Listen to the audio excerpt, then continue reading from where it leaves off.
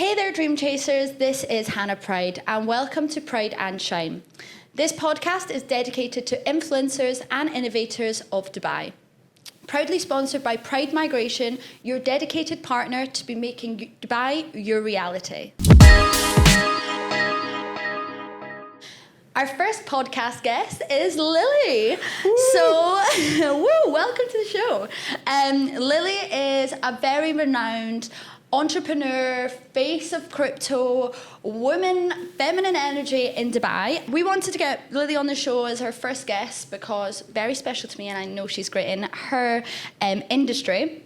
So Lilly, obviously you're a recognised face within crypto, you're a female entrepreneur, and now a worldwide speaker with Sigma, Blockchain Life, Bitcoin conference, just working around the world. So tell me, how did you get into it? Where did it all start? Because we never see girls in crypto these days. No, and I think you also don't realise the struggle as well. I think people see like the glamorous part of my life now. Crypto's doing amazing. Everyone wants to be your friend when everything's going well, right? But like a year ago, 2 years ago, it was a hard space to get into. I actually have a chemistry degree, hated working in labs. Can you imagine me in the lab? Like the whole lab coat, the goggles, just didn't do it for me. You'd be causing explosions. Yeah, I actually did. The amount of times I had to duck under the table just because I was like, that was not me. I did not just drop something on the floor. No, yeah, it was me. So that didn't work out very well. I almost killed too many people. Then I went and worked in corporate finance for 3 years in the City of London. Also realised, not for me, I can't do it. I can't be in an office. I don't really like working for people. So then I decided to quit my job just before COVID, which was the worst time. Like in hindsight, it was a hard time to leave your job because I had nothing really going on for a whole year. Started trading in crypto, learning a bit more about crypto, especially working in finance. For me, crypto was this whole like new evolution of the financial space, and I was really intrigued by it. But then I got a job offer to move here to Dubai to work for a car influencer out here. Moved here to work for her, start my whole presenting career. And you know what, like, it just didn't work out. I'm not really into cars.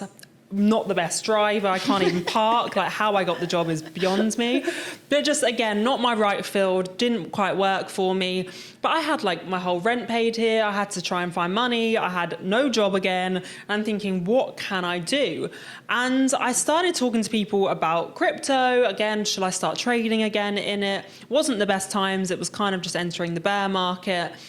And then someone said to me, hey, start doing a podcast, start interviewing people, delve into their minds. What do they know about crypto? All the things you're learning, why not go on a journey with other people, all your viewers, and try and explain more things about crypto? So I started that, really lucky, like being here in Dubai. People, I'm like DMing in these guys, like influencers, millions of followers, and they're going, yeah, cool, I'll come on your podcast. And I'm like, I'm literally inviting you to my house to sit in my living room with a camera. There was no equipment. It was just not the best style podcast, but it was a way for me to get out there. Then I actually had to start doing more like promo girl stuff. So I'd be handing out leaflets at all the big crypto conferences, working for these brands on the stalls, being that like pretty girl there. And I was going around to people like, please watch my podcast, listen to my podcast. And the amount of people that looked at me thinking, what are you talking about? Like, get in your lane. You're here just handing out leaflets. We're not coming on your podcast. Absolutely no way. A few people would engage with it, but it was tough. Like, and I got it, you know, you don't always put it together. But I'd always say, like, I'm going to be on that stage. I want to be working on the stage. It really interests me. In my lunch break, I'd go and sit and watch the presenters, listen to the panels. And I guess it was just a matter of bringing enough people on my podcast that then recommended me to start hosting events. And it just blew up, like 100%. What can we just say? COVID was 4 years ago. Like, how on earth? And look how much you've achieved in 4 years. It's crazy. And to be honest, I met Lilly, 2 years ago now? Yeah. Two and a half years ago. So I've seen it from the start. I've seen you from sitting, I remember watching those podcasts in Dubai Hills with the microphone on the shaky iPhone, like, hi guys. And now look, you're all over the world. You're smashing it, if I'm honest. Absolutely smashing it. So it just kind of goes to show, especially being a female, especially being an entrepreneur, is consistency. It all goes down down to persistence, consistency, and just keep going. Even when you're a laughing stock, even when everyone is doubting you, as soon as it's right, I believe in myself, I'm going to continue to go. I don't care what anyone says. It's something I resonate with so much that I'm like, sometimes you just have to back yourself. When no one else backs yourself, it has to be you. So yeah, I think that's amazing. And what I want for everyone to really understand, because obviously I know you inside out, I know about everything, but obviously you setting up a podcast, starting that, to then going on to conferences, how did you then dialect into crypto? Was it because of the finance job? Was it because of who you're meeting? Like, what went from you taking a car, going from finance, then taking a car job, which I laugh at because our driving skills. I don't even drive anymore. Like, that's how bad I am at driving. So to then presenting, getting into the crypto. But what made you dialect? Obviously, it wasn't booming then. I probably only properly heard about crypto in 2021 when I moved to Dubai. To me, it still was completely over my head, and I'm the first person to call Lily, like, what does this mean? So I want everyone to understand, speak to them like you're speaking to me, speak to them, what is crypto, how did you get into it, and just give me, and finish on a sentence to explain it to the dummies that don't get it, because I don't get it. Yeah, so I guess the reason I got into it is because I believed in it so much. Working in the corporate finance background, you realise how just awful the industry is. Like, the whole banking industry, everything is run by the institutions, by the government. You really have no control over your money. And there's like stupid bankers all around the world who are actually in control of some of the biggest finances in the world. And it's like, how do they do it? Like, they don't understand me, they don't understand my financial background, and they have all this control. It makes no sense. So I think taking that and then meeting people in the industry and really being accepted, it was the first industry that actually cared enough to be like, oh, let's actually listen to what you have to say. Let's understand why you could be good in our industry, because you're really sociable, because you have a different perspective on things. They actually saw me adding value rather than putting me down and looking at me like, hold on, you don't fit in chemistry because you're too sociable. You don't fit into finance because you're a bit too glamorous and you're not down for going for pints in the pub. It just, you don't fit in. And then this is the first industry that's like, actually, we get you. We get the fact that you're about technology. You're about pushing boundaries, advancing into the future. All I say is what I'm working in now is shaping the future we live in. Every single person that I meet, that I interview, that I see on stage, they are changing how we're living in 20, 30 years. We're shaping the whole future. And being part of that drives me every day. I wake up in the morning. I love what I do. I love the people I meet. And I think if you don't realize that crypto is just a digital transformation, we've lived in a stone age. We've lived in many different ages. This is the next era. It's the digital era. We're at the start of it. You know, us being born in the 90s, you're at the start of that. But what's to come is a digital age. It could last how many years? We're talking about flying cars here in Dubai. We're talking about a whole new world. And what shapes that is finance. And crypto is that digital finance. So it's taken us away from the cash money, from your fiat money, the money in your bank account, and allowing people to have control over their money. So if you're thinking, what the hell is crypto? Crypto is allowing you to control your finances as we move into a digital age. It's your money. It's not the government's. You own it. Do you know what? It resonates, and I think everyone in Dubai, and the reason crypto and Binance and all these digital platforms for money is so fast forward in Dubai is because banks here, wow, oh my goodness, we still use cash. You can get Zara orders to your house and pay cash on them. You still pay your rent with checks.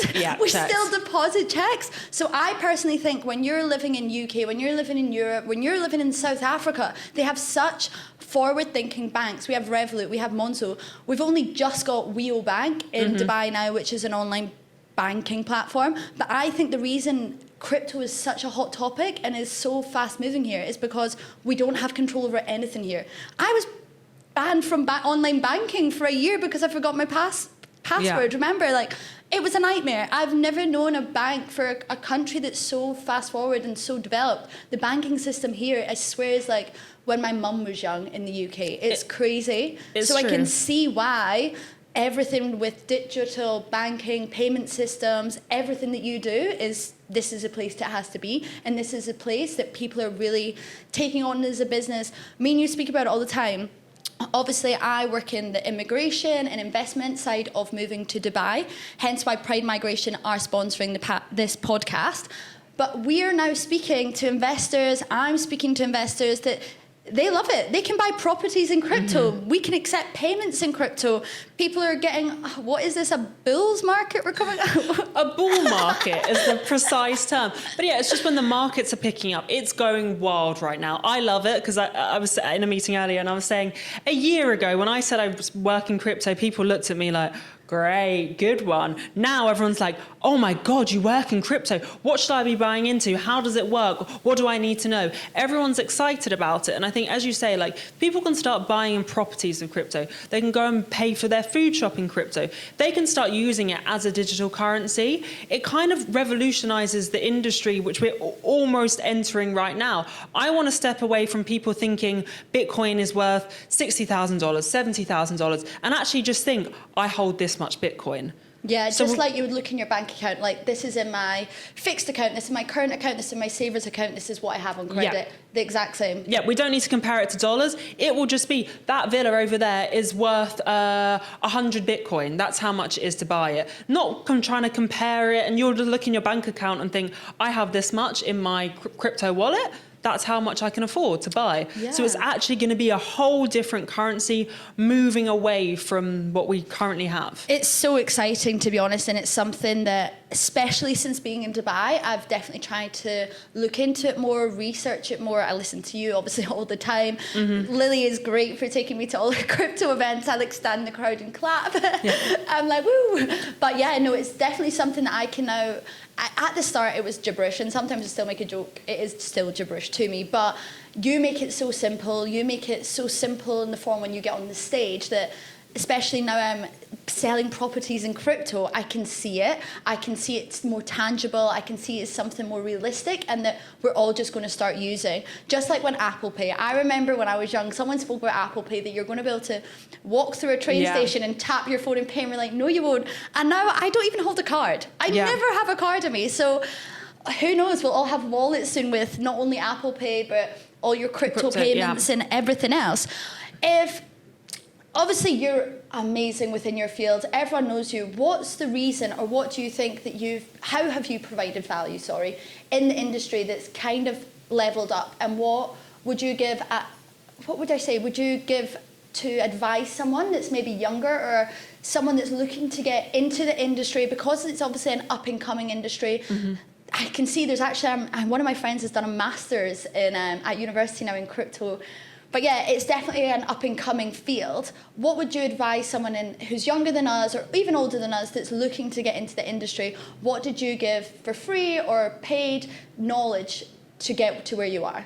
I think one is understand what the industry is and why it is changing the world.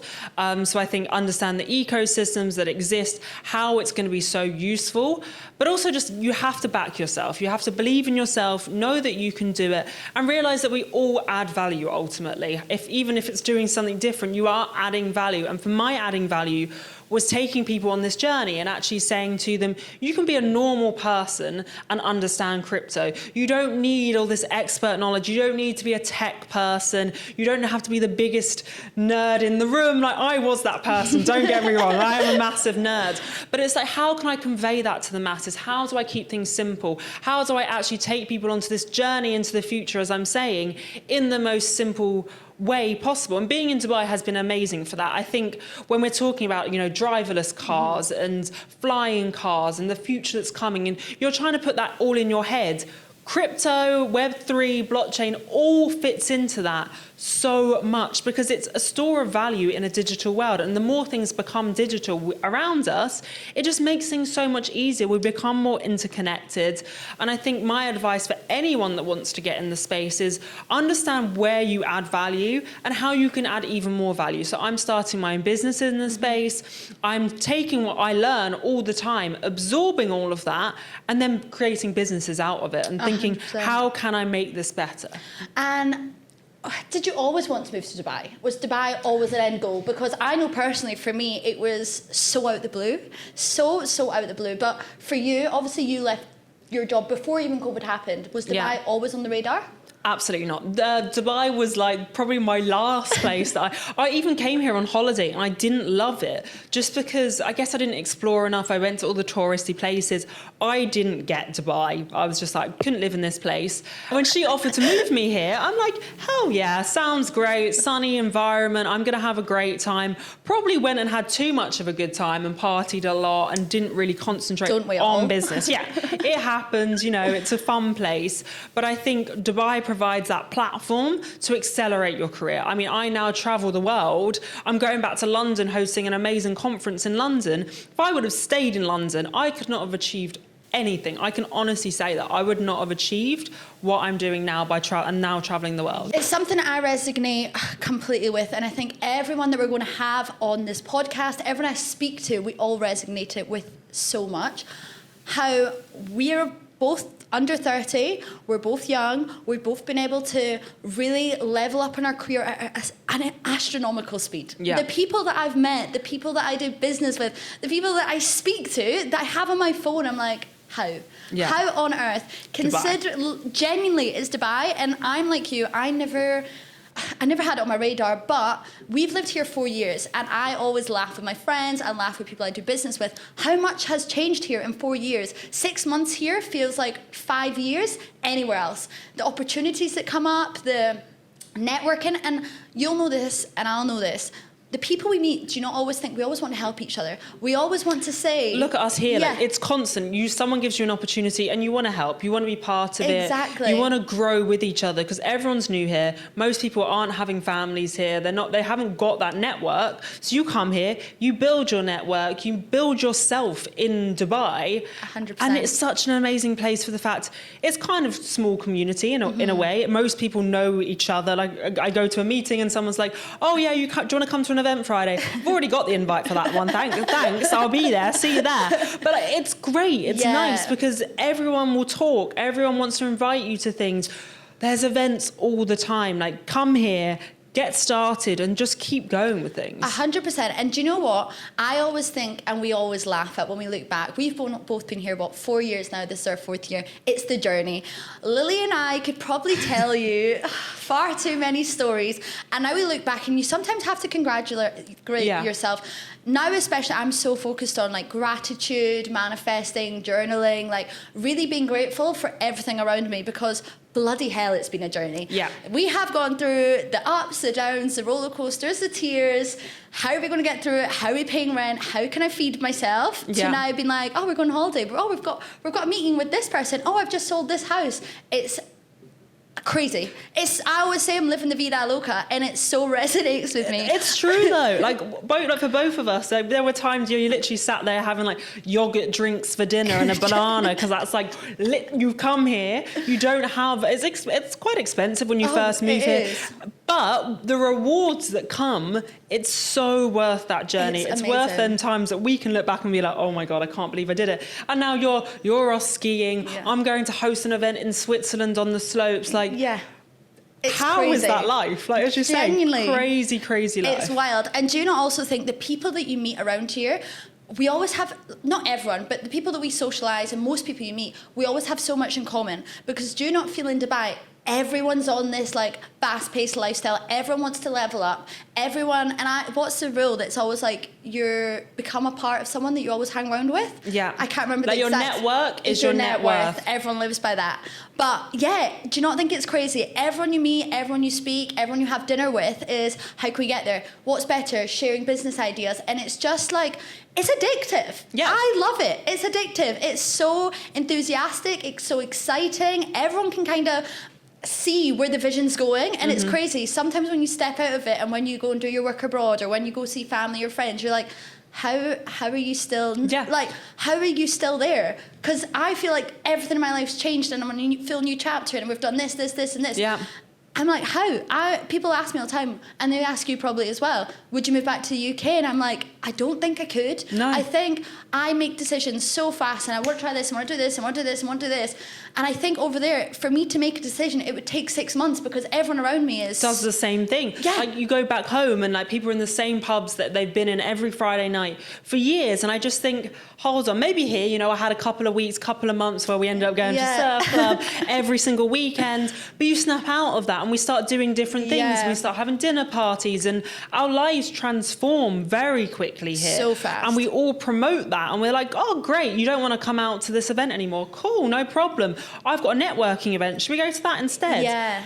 How much better than just doing the same thing every single day? It's crazy. Do you not think as well, people, like what you said, like, people are adaptable here. People just want to, like, I always have a saying, FIFO, fit in or fuck off. Here is generally the place that it works. People are like, this is what I'm doing, get in with the ride, fit in. If you don't want to do it, go there. And no one gets upset because realistically, we only met each other a week ago, 6 months ago, a year ago. So if you're not on the same pathway as me, it's fine. Yeah. There's no issue. And I think that's a really positive thing as well. Everyone has that mindset. Like, you might move a slightly different friendship group, but that's okay. Still be friends, still support each other, but you have different paths in life. And if it's not upping your game sometimes, it's not a bad thing just to take a step back and think, where do I want to be? Who do I want to be sat in a room with? How can I really motivate myself to achieve that? And all of that happens here. It's all about an entrepreneurial mindset. And that is what Dubai has. I say in crypto, it's a big part of the industry. Everyone's entrepreneurs. It's a whole new industry. To be in that industry, you have to be an entrepreneur. Exactly. And do you know what? Especially with where we are worldwide now, mindset, growth, wellness, people wanting to level up. I think before COVID, people used to laugh the idea. People used to not know about your 10,000 steps a day. People never used to listen to podcasts. People never used to read books. Not that everyone has to read a book. I mean, I can barely read. So educate yourself. Education is key. 100%. There's so many ways people can now better themselves. And I think Dubai now is so focused, especially within my market. I'm seeing people that are moving here, they're so young. They're so young. They're so exciting. The energy they give off that are wanting to move here. Like, Hannah, tell me about it. How do I get that lifestyle? How do I set up a business? How do I get the visa? How can I flip properties to make money? People are just ready, keen, eager. There's no thinking. It's just do. Yeah. I'm listen to you, I'll follow it. And it's crazy. And I'm even seeing in the real estate side with an off plan, all these new properties that are getting launched that are all around wellness and being and meditation rooms and hot and cold ice baths. I'm like, wow. In 4 years, the whole world has jumped onto this, has really decided that they're going to take full ownership of their life. They know that they can achieve anything now. And it's just a mindset. It's just about whatever you manifest, put your mind to, whenever you have a clear setting goal, we've done it. Yeah. We're still on the journey. We're like, hit a goal, let's go again. Yeah, exactly. Do you know that way? So I think Dubai, and this is where I was going, Dubai is a place that we can really get. Everyone wants to be here. Like, I've seen even, I think the good thing about my career is I started here. Now everyone wants to come here. Every conference, so like Bitcoin Miami, for example, Bitcoin Conferences group, they want to do a conference in Dubai. And I'm like, cool, yeah, I'll start working with you and I can help you bring it to Dubai. Because I'm here, I started here, and I've got the experience, I've got the contacts, I have everything here. But you want to come here, you need me more than I need you ultimately. And it's huge. Like, knowing that you have a power by living here and everyone else now wants to get in. It's like, well, sorry, I've taken years to build this and I've done this myself. So like, if you want to work with me, come on then. I need this and this, because I'm high value because I'm based here. Exactly. And you know, that's the exciting thing. Like, we're actually seeing Dubai now on this business global platform. I was in Miami recently, and Dubai is like Miami, but I would say Dubai is probably Miami on steroids in some ways, because it's non-stop. People used to say New York's the city that never sleeps. I would say Dubai never sleeps. No. And nothing shuts. Petrol stations, restaurants, co-working space. You go to a coffee shop at 3 a.m. and it's packed as if it's a nightclub. Yeah. Like, it's wild. People are having meetings literally all day, every day. Like, you could have a meeting, calls here, everyone's willing to have a call. 10 p.m. at night, yeah, of course, no problem. Someone said in London to me, hey, can you have a call at 10 p.m. at night? I'd be like, well, it's been dark for like 5 hours. I've been stuck at home in my PJs, absolutely not. Whereas like here, it's like, yeah, cool. Like I've just played a bit of golf and I had a meeting on the golf club. Now I can get back home and I can have a call 100%. At 10 p.m. There's no balance here, but I think that's the main thing about Dubai is everything's merged. When you're going for dinner, when you're going out like clubbing, when you're going for golfing, when you're going to play paddle, everything's business and pleasure. Yeah. So it's one thing I say to a lot of people that come to me for advice about moving to Dubai. I'm like, guys, be aware. There is no 9 to 5. No. There is no like, oh, I'm turning off my phone.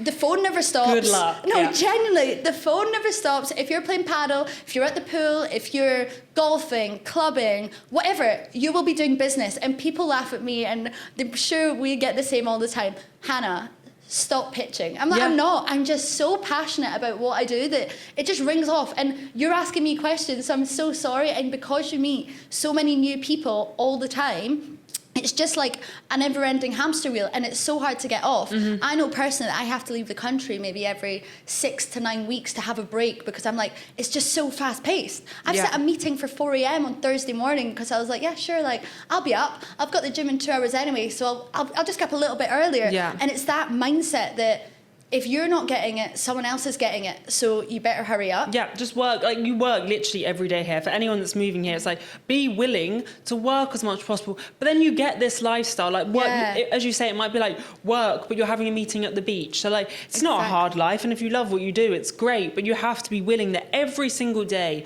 you need to answer calls. You need to be pushing yourself because, as you say, there is someone else on the background that wants your job and wants to do it better and will put in more hours. 100%. So you have to push yourself. And do you know the thing is, I know my family, my friends, when they come over, I think the sunshine's the biggest thing. This is why I've called this Pryde and Shine, because this sunshine is what fuels me. I always make jokes. If I lived back in the bloody UK, I would have that sad depression. Yeah. Because even when we have our cloudy days, and there's been so many more cloudy, rainy days this year in Dubai, which I personally think is a good thing, because I think summer is going to be a lot shorter because they're doing the cloud seeding. But on that day, I'm like, oh my God. Yeah. Imagine living in like rain. And I actually got a text from my mum and dad a couple of days ago being like, it's rained more last month than it has in 110 years. And I'm like, I know what this is. You're hinting, can I come out to Dubai? The rain is awful. I need to get out. And I don't blame them. But I'm like, I made this change. I chose to live here. And like, yeah, it's waking up to sunshine every day pushes you more, makes you healthier as well. Like I get out walking all the time.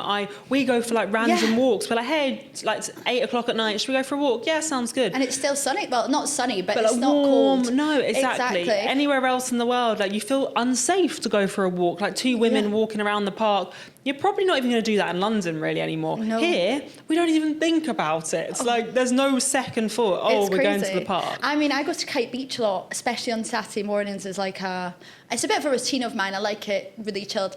My mum has told me to stop putting pictures in the group chat, especially on a Saturday morning. I'll be up maybe 6, 7 because that's the time I love to get up on a Saturday, especially try not to go on a Friday. And honestly, Kite Beach, wow. Super busy. Every single person, there's run groups, there's yogas, there's every fitness class you can see on this beach. Mm-hmm. I'll go on a walk, I'll go on a run, have my breakfast, and then I'll just do a bit of work before I go see my friends and have a really lovely Saturday. Yeah. It's such a nice reset, but it's so motivating because you don't feel like the odd one out. I live in the countryside back home. If I decided to go on a run, it'd probably be raining and I wouldn't see anyone. And I'd probably looking behind my shoulder every 2 minutes like, am I getting chased? Yeah. Who is that guy walking the dog? What is he doing here? Beagle, step away. But yeah, so the other question I really want to focus on and ask you is, you're a female in a male-dominated industry. Mm-hmm. Tell me, how does it feel? What are your battle struggles and what benefits do you get out of it? Yeah, so I mean, I actually read a statistic a couple of days ago that only 8% of founders in the crypto Web3 space are women. 8%. There are a lot of women working within the industry, which is amazing. I'm seeing a lot of CMOs, COOs who are women. Love that. But actually, as founders, it's such a small percentage. And I think we really have to be pushing women to be entrepreneurs. Because I think it's hard. You're always thinking, at one point, I want a family or I've got this to come. Yeah. Let's just stay in a nice settled job. Let's do my 9 to 5. Let's build someone else's company because then I get a payroll. I'll get money when I have a child.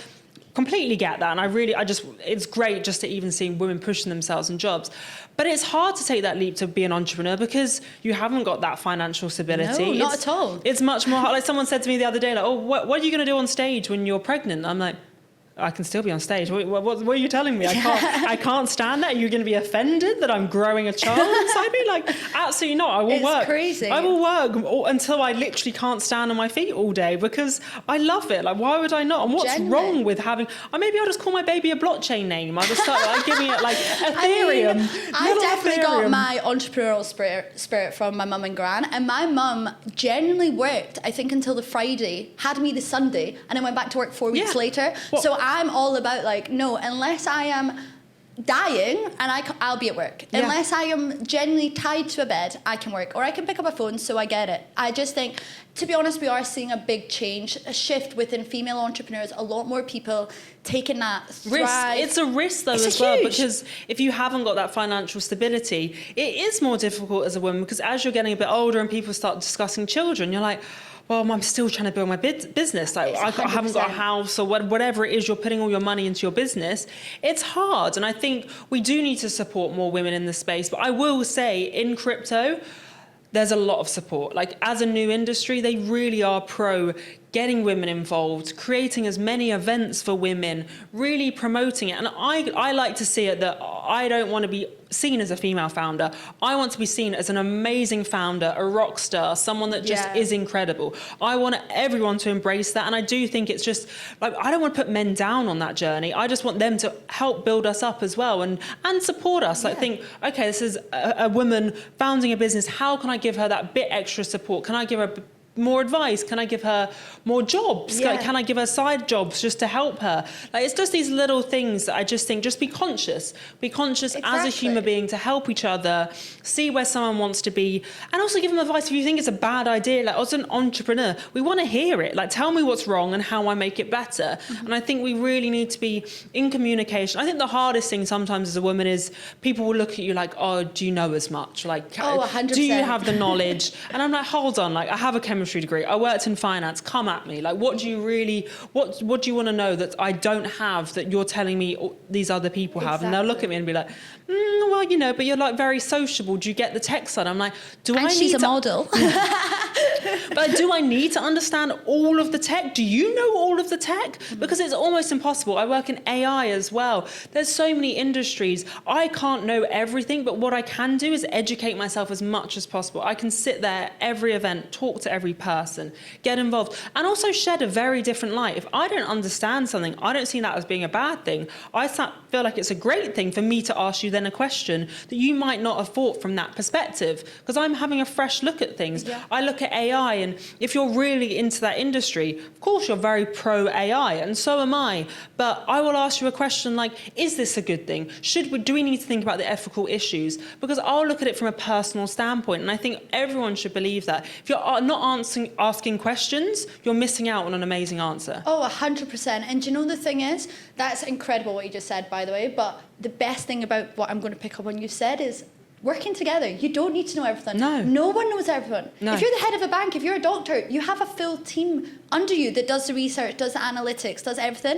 And I think people sometimes forget that, especially if you're a sole trader, especially if you're working for yourself or a female, that they expect you to know everything. You're only human. And that's why we have now people around us. That's why we have the network, the contacts that we have built up, and that's the reason you're paying to use us. The reason you're paying to use Pryde Migration to come to Dubai is I've got the network and the contacts, and I've done it. So I can show you how to do it. The reason they speak to you is, Lily, you know everything. Like, not everything, but you know as much as you can, and then you have the people around you that can bring that knowledge that you then share. If I can't find the right investor for you, I know someone that can bring that right investor. And I think another key point I actually want to mention as well was kind of like the imposter syndrome idea. And I think men also have it, but like from a woman's perspective, we wake up some mornings and we really do doubt ourselves, like coming on a podcast or even just leaving the house.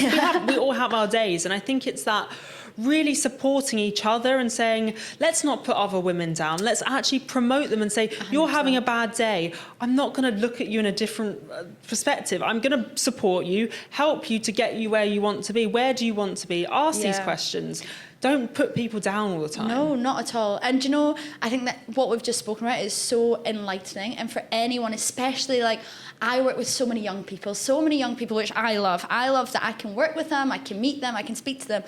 But just that resignation of what we've said, like, don't be scared. I always say to people that call me like, Hannah, I'm thinking about setting up a business, not even in Dubai, sometimes in the UK, like, how did you do it? Can I speak to you? And I'm like, of course. Yeah. The more enthusiasm, the more times I can say, yes, just do it, because Jesus Christ, I had no clue what I was doing. I was jumping fully into Just the say unknown. yes. Do it. 100%. It's the key thing. When anyone offers you anything, okay, within reason, but like say yes. Like say yes to new experiences. Say yes to meeting new people. Leave your house. Push yourself. Believe in yourself. All these things. Just say yes. And once you've done that, it's the biggest step, because then you have to fulfill it. Like Exactly. if you said yes, you've got to turn up, you've got to make it work. So like just say yes and then move on to the next Exactly. thing. And I think every opportunity or every yes and no is always a learning curve. If you get rejected, that's great, because that's one step closer to a yes. If you fail, it's the best thing. Like people think failure, oh God, like you've done something wrong. You've just learned. That was amazing. You won't do it again. Keep failing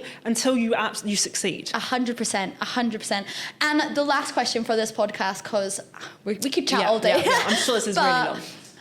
What's happening with Lilly now? What is the next step? What's the next step in your career? Tell us what's exciting. Yeah, there's a lot going on. So obviously I have my international job, so I'm flying around the world. I think I've got like 6 continents I'm going to be traveling to this year. Going to Africa, going to Asia, going to South America. I am traveling and I can't wait. It means I meet new audiences, gives me even more energy to love what I do. Also founding my business, which is going to be a fitness and wellness hub, all in a more digital space. So it's going to start bringing to the world, I hope, more of a phygital, so physical goods coming to your house because you've seen them online in my space. So all of this is really big. And as an entrepreneur, probably quite a lot of businesses to come, working with more brands as well.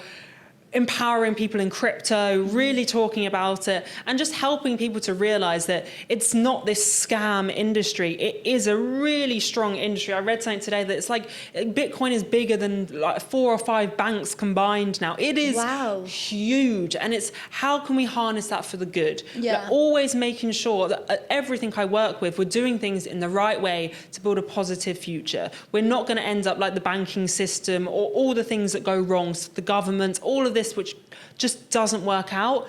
Let's build a better future together. Amazing. Well, guys, thank you so much for listening. This is obviously the first one of hopefully a series, maybe a future. Hannah's going to be smashing this. It's going to be great. But thank you so much for coming, Lilly. It's been amazing, especially to hear what's happening in the future and to give everyone an insight of what crypto is. Yeah, if you guys want to come to Dubai, like Hannah is the person. Honestly, we have the best time and we're here to support people as well. Exactly. You can even talk to me. I'm really happy to bring people on board because it's just the best place to be. Exactly. Any hints, tips, anything to do with setting up a business, moving to Dubai, how to grow your network, Lilly and I are happy to help. Yeah, we'll take you out for a coffee, and we'll show you the ropes. More like a margarita. Yeah, spicy.